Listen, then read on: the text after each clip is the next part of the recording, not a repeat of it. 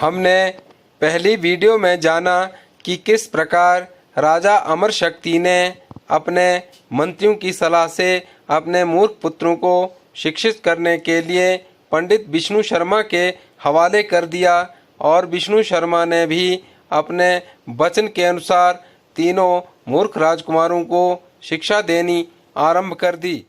अब हम पंचतंत्र के प्रथम भाग मित्र भेद की कहानियों के बारे में जानेंगे। कथा 1। महिला रोप्य नाम के नगर में वर्धमान नाम का एक वणिक पुत्र रहता था, अर्थात व्यापारी का पुत्र रहता था।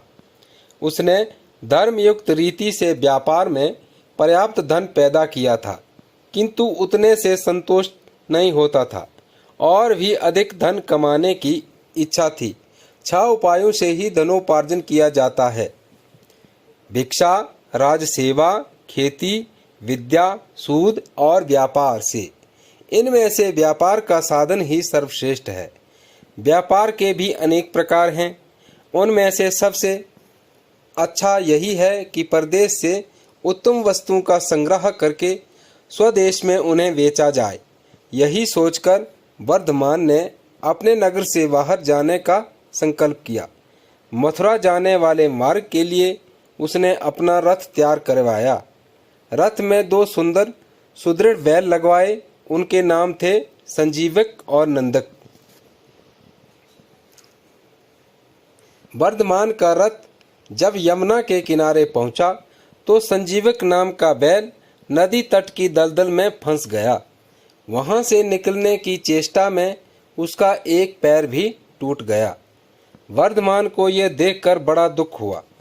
3 रात उसने बैल के स्वस्थ होने की प्रतीक्षा की। बाद में उसके सारथी ने कहा कि इस वन में अनेक हिंसक जंतु रहते हैं, यहाँ उनसे बचाव का कोई उपाय नहीं है। संजीवक के अच्छा होने में बहुत दिन लग जाएंगे।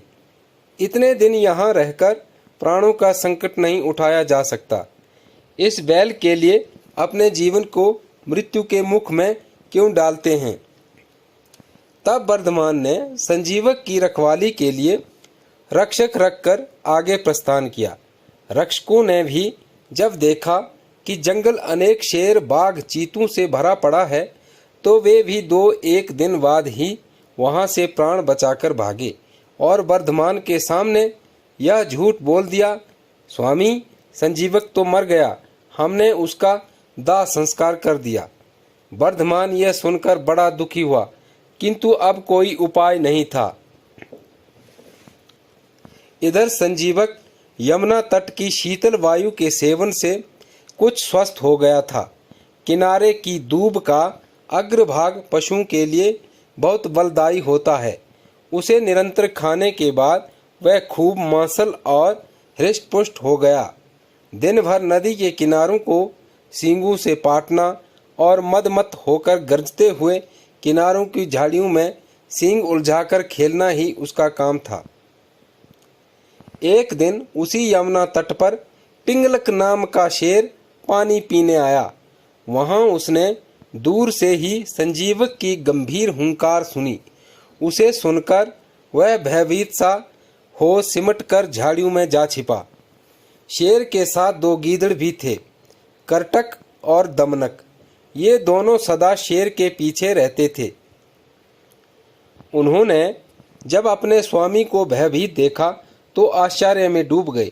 वन के स्वामी का इस तरह भयातुर होना सचमुच बड़े अचंभे की बात थी। आज तक पिंगलक कभी इस तरह भयभीत नहीं हुआ था। दमनक ने अपने साथी गीदड़ को कहा, करटक, हमारा स्वामी वन का राजा है, सब पशु उससे डरते हैं। आज वही इस तरह सिमट कर डरा सा बैठा है। प्यासा होकर भी वह पानी पीने के लिए यमुना तट तक जाकर लौट आया। इस डर का कारण क्या है? करटक ने उत्तर दिया, दमनक, कारण कुछ भी हो, हमें क्या, दूसरों के काम में हस्तक्षेप करना ठीक नहीं। जो ऐसा करता है वह उसी बंदर की तरह तड़प तड़प कर मरता है जिसने दूसरे के काम में कौतूहलवश व्यर्थ ही हस्तक्षेप किया था। दमनक ने पूछा, यह क्या बात कही तुमने? करटक ने कहा, सुनो।